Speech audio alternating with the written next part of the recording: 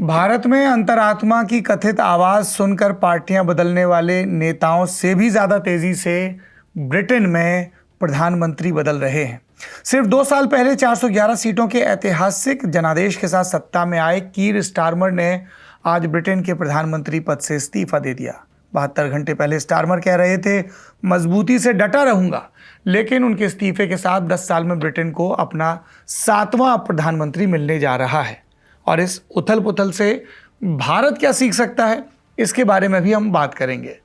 हम समझेंगे कि स्टारमर जिस स्टॉर्म के साथ तूफानी ढंग से सत्ता में आए थे, उतनी ही तेजी में उन्हें इस्तीफा क्यों देना पड़ा। ये जो अगले प्रधानमंत्री दावेदारी में सबसे आगे एंडी बर्नहैम कौन है, और बार बार बदले प्रधानमंत्रियों की कहानी ब्रिटेन की संसदीय व्यवस्था के बारे में क्या कहती है। नमस्कार, सौरभ द्विवेदी नाम है हमारा और ये है इंडियन एक्सप्रेस हिंदी। कुछ नाम दोहराते हैं: डेविड कैमरन, टेरेसा मे, बोरिस जॉनसन, लिज ट्रस, दामाद जी ऋषि सुनक, कीर स्टारमर और अब शायद एंडी बर्नहैम। ब्रिटेन को नया पीएम मिल रहा है, 7 साल में 6वां प्रधानमंत्री। मानो कोई त्योहार हो जो हर साल मनाया जाना जरूरी हो।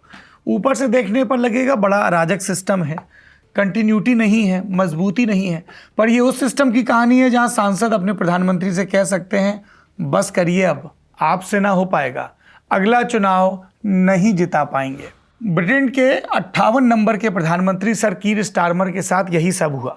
22 जून की सुबह उन्होंने ब्रिटेन के राजा चार्ल्स से मुलाकात की, इस्तीफे के फैसले से अवगत करवाया और कुछ देर बाद प्रधानमंत्री का आवास 10 डाउनिंग स्ट्रीट, उसके बाहर इस्तीफे का ऐलान कर दिया और भावुकता के साथ बोले, मेरी पार्टी सवाल पूछ रही है कि क्या अगले चुनाव में पार्टी का नेतृत्व करने के लिए मैं सबसे सही व्यक्ति हूं, और मैंने अपनी पार्टी का जवाब सुन लिया है। Every decision I've taken has been about putting the country I love first. That is why I will resign as leader of the Labour Party. I have spoken to His Majesty the King this morning to inform him of my decision. Starmer आगे बोले कि वो तब तक caretaker प्रधानमंत्री बने रहेंगे जब तक लेबर पार्टी, उनकी पार्टी, नया नेता नहीं चुन लेती। उन्होंने पार्टी के पदों से भी इस्तीफा दे दिया है। अपनी पार्टी की नेशनल एग्जीक्यूटिव से नए लीडर के चुनाव की समय सीमा तय करने को भी कहा है। नामांकन 9 जुलाई से शुरू होगा। अगर एक से ज़्यादा दावेदारों ने अपनी बात नहीं रखी तो ब्रिटेन को नए प्रधानमंत्री मिलने की प्रक्रिया नहीं खिंचेगी। रखी दावेदारी तो सितंबर तक मामला जा सकता है, पर संभावना इसकी कम बताई जा रही है। अब तक एक ही नाम दिख रहा है, एंडी बर्नहैम। स्टारमर की कैबिनेट में स्वास्थ्य मंत्री के तौर पर भूमिका निभा चुके वेस्ट स्ट्रीटिंग ने खुद को दौर से अलग कर लिया है और बर्नहैम का सपोर्ट कर रहे हैं। यानी बर्नहैम जुलाई मध्य तक नए ब्रिटिश पीएम बन सकते हैं। उनके बारे में भी विस्तार से बात करेंगे। पहले प्रतिक्रियाओं पर नजर डालते हैं। हरे को हरिनाम जैसी उनके सहयोगियों ने अब गरिमापूर्ण बातें कही। उप प्रधानमंत्री डेविड लेमी बोले कि उनके नेतृत्व में, यानी स्टारमर के नेतृत्व में, अर्थव्यवस्था में स्थिरता आई, नेशनल हेल्थ सर्विस मजबूत हुई और विदेश नीति की साख लौटी। वित्त मंत्री रेचल रीव्स, उन्होंने भी अच्छी बातें कही। लेबर पार्टी को आधुनिक इतिहास की सबसे बुरी हार से भारी बहुमत तक पहुंचाया है। और भी कई नेताओं ने बातें कही, पर सब अच्छा तो होगा नहीं। वामपंथी खेमे ने तीखी प्रतिक्रिया दी। जेरेमी कॉर्बिन बोले, स्टारमर के पास गरीबी और आर्थिक असमानता पर काम करने का मौका था, पर कुछ किया नहीं। गजा और दूसरे ह्यूमन राइट्स के मुद्दों पर भी फेल हो गए। धुर दक्षिण पंथ की तरफ से भी आलोचना आई। रिफॉर्म यूके के नेता नाइजल फराज ने नए चुनाव की मांग की और कहा कि लेबर और कंजर्वेटिव पार्टी में देश का नेतृत्व करने की कुव्वत नहीं है। नाइजल फराज, ये नाम याद रखिए। रिफॉर्म यूके पार्टी स्टारमर के पतन की बड़ी वजहों में से एक। हाल में लोकल बॉडी के इलेक्शन हुए। रिफॉर्म यूके ने धुआंधार प्रदर्शन किया, लेबर पार्टी को अच्छा खासा नुकसान पहुंचाया और तब से स्टारमर की नेतागिरी पर सवाल और भी तीखे ढंग से उठ रहे हैं। लेकिन ये हालत आई कैसे कि टोनी ब्लेयर के बाद सबसे ज़्यादा ऐतिहासिक मैंडेट लाने वाले स्टारमर को इस्तीफा देना पड़ा। Indian council of world affairs में यूरोपीय राजनीति पर रिसर्च कर रहे हैं अमन पांडे। उन्होंने इंडियन एक्सप्रेस में इसके 6 कारण गिनाए। पहला, 2024 का जनादेश उतना सीधा नहीं था। लेबर पार्टी ने 650 में 411 सीटें जीती जरूर, पर यह ऐसा नहीं कि सिर्फ लेबर के पक्ष में उत्साह का वोट था। 14 साल का एंटी कंजर्वेटिव वोट भी था। बोरिस जॉनसन के स्कैंडल्स थे, लिज ट्रस की आर्थिक उथल पुथल थी, ऋषि सुनक की नीतियों की सीमाएं थी। इसके अलावा रिफॉर्म यूके नाम की पार्टी जिसका जिक्र किया, उसने भी कंजर्वेटिव पार्टी के वोट में चुंगी लगाई थी। वोट बट गया और इसके चलते लेबर को मिला भारी बहुमत, पर स्टारमर का नेतृत्व जल्द ही कमजोर दिखने लगा। दूसरी वजह, पहले 100 दिन। नई सरकार आती है तो पहले 100 दिन हनीमून पीरियड माने जाते हैं कि अच्छा देखते हैं क्या करेंगे, पर स्टारमर सरकार के पहले 100 दिन ही विवादों में घिर गए। फ्रीबीज गेट सामने आया, प्रधानमंत्री और मंत्रियों पर इल्जाम लगे कि फुटबॉल के मैच हो या कॉन्सर्ट्स, इसके ये महंगे टिकट लेते हैं, गिफ्ट लेते हैं। खुलासे हुए तो स्टारमर ने कुछ पैसे भी लौटाए, पर उनकी सार्वजनिक छवि को नुकसान पहुंचा। 2 महीने के भीतर ही 43% वोटरों ने कहा हमारा प्रधानमंत्री खराब है। 15 जून 2026 तक ये आंकड़ा 73% पहुंच गया। रही सही कसर कॉस्ट ऑफ लिविंग क्राइसिस ने भी पूरी कर दी। पर जब से वो प्रधानमंत्री बने एक और नैरेटिव था कि मैंडेट उनके लिए नहीं था, मैंडेट कंजर्वेटिव्स को बाहर करना था सत्ता से, और वो उस मोमेंट को कैप्चर नहीं कर पाए। कीयर स्टारमर की मैं कहूंगा सबसे बड़ी खामी ये रही कि वो एक अच्छे वक्ता नहीं थे, वो मीडिया फेस नहीं थे, वो प्रेजेंटेबल नहीं थे। उनकी जगह अगर कोई दूसरा भी होता तो वो इन्हीं तरह से काम करता। बारिंग एप्स्टीन फाइल पे जो उनके मॉर्गन मैक्सविनी पे जो आरोप लगाए थे, उसके अलावा जो यूएस एम्बेसडर उन्होंने भेजा था, उसके अलावा कोई ऐसा कदम नहीं था जो उन्होंने अलग किया। बट चूंकि वो एक प्रेजेंटेबल फेस नहीं थे तो वो एक नैरेटिव की रेस में हारे जा रहे थे। पिछले 6 महीने में उनके लिए संकट और बढ़े जा रहा था, क्योंकि कॉस्ट ऑफ लिविंग जो है यहाँ पे बहुत बड़ा इशू होता है, जिसपे पब्लिक मूड को ट्रैक किया जाता है, तो वो लगातार बढ़ रही थी। और ये जब काउंसिल इलेक्शंस हुए तो करीब करीब 1500 से ज्यादा काउंसलर हार गए लेबर के। तो ये एक डिसाइसिव मोमेंट था, और ये अभी नहीं था, अभी ये फाइनली हो गया है कि उन्होंने आज सुबह रेजिग्नेशन दे दिया, वरना अटकलें पिछले 8 से 9 महीने में चल रही थी। तो 1 साल के भीतर ही उन्होंने वो मैंडेट या वो जो एक पब्लिक विल थी वो लूज कर दी थी कहीं ना कहीं। तीसरी वजह, अंग्रेजी में बोलेंगे 2 चाइल्ड बेनिफिट कैप। ये पॉलिसी कंजर्वेटिव सरकार 2017 में लाई थी। चाइल्ड टैक्स क्रेडिट को पहले 2 बच्चों तक सीमित कर दिया गया था। लेबर पार्टी तब विपक्ष में थी और उसने इसका खूब विरोध किया, लेकिन स्टारमर ने सत्ता में आने के बाद भी पॉलिसी जारी रखी। अप्रैल 2026 में जाकर हटाई, लेकिन तब तक वादा खिलाफी का इल्जाम लग चुका था। चौथी वजह, ब्रेक्जिट संकट। दर्शक जानते हैं 2016 में ब्रिटेन ने यूरोपीय संघ से अलग होने का फैसला लिया। कहा गया ब्रेक्जिट ब्रिटेन का एग्जिट। समर्थकों का कहना था इससे ब्रिटेन का कद बढ़ेगा, देश अपने फैसले खुद ले पाएगा, इमिग्रेशन के मुद्दे पर चीजें सुधरेंगी और आएगी समृद्धि। अच्छे दिनों का वादा था, लेकिन 10 साल बाद भी ऐसा कुछ हुआ नहीं। ब्रिटिश जीडीपी में 2 से 8% की गिरावट का अनुमान आता रहा। इससे इतर सरकारी खजाने पर दबाव बढ़ा, सरकार की उधारी बढ़ी, महंगाई ने लोगों को परेशान कर दिया, और अब हालत यह है कि ब्रिटेन के लोग ईयू छोड़ने को गलत फैसला बता रहे हैं। अलग अलग सर्वे में बार बार बहुमत इसी राय का आता है। लेबर पार्टी, इसने भी ब्रेक्जिट का विरोध किया था, लेकिन स्टारमर ने यूरोपियन यूनियन में वापस जाने की बात नहीं की।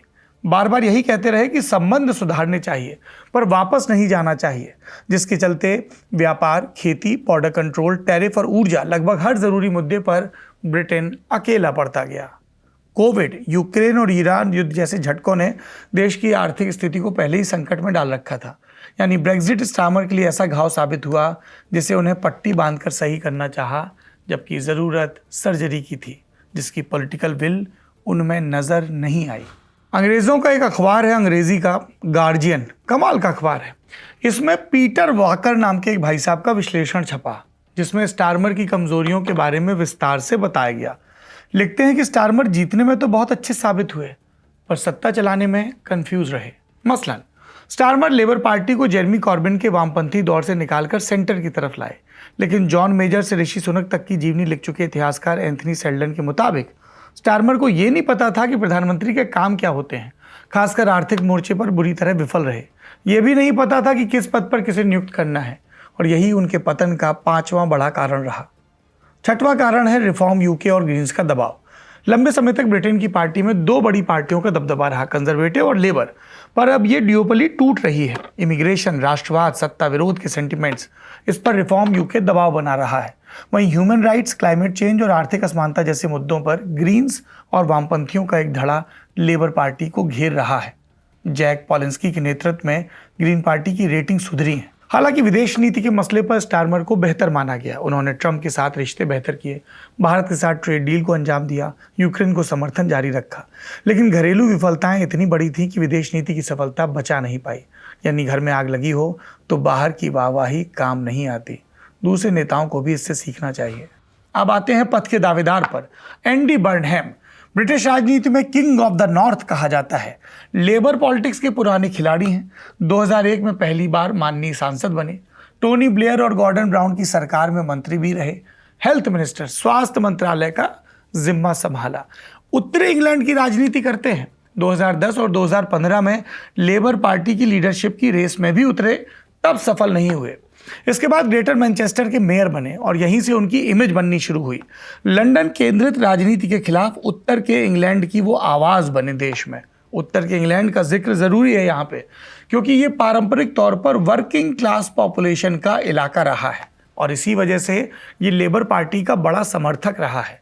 रेड वॉल कहा जाता था। हालांकि 2019 के आखिरी चुनाव में बोरिस जॉनसन ने इस रेड वॉल को गिरा दिया था, यानी दुर्ग में सेंध लगी थी फौरी तौर पर। बर्नहैम के लिए सबसे बड़ा ब्रेक रहा 19 जून 2026 में आया मैकरफील्ड उपचुनाव का नतीजा। 55% वोट शेयर के साथ उन्होंने बड़ी जीत हासिल की।